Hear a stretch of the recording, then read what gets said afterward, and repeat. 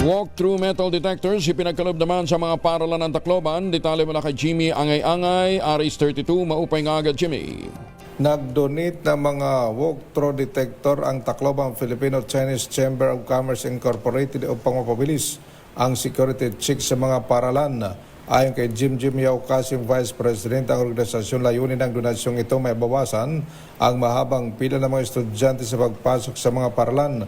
Sa kasalukuyang manaw-manong sinusuri ng mga gwardya, mga bag ng mga mag-aaral na naging sanhi ng pagsisikip at pagantala sa pagpasok sa pamamagitan ng mga walk-through detector na asang mas magiging mabilis at mas epesyente ang security screening habang nanatiling mahigpit ang pagpatupad ng seguridad sa loob ng mga paralan. Nagpasalamat naman mga opisyal ng paralan at mga magulang sa naging inisyatibo ng Tacloban Filipino-Chinese Chamber of Commerce Incorporated na inaasahang makatulong upang maging mas ligtas at maayos ang araw-araw na pagpasok ng mga estudyante.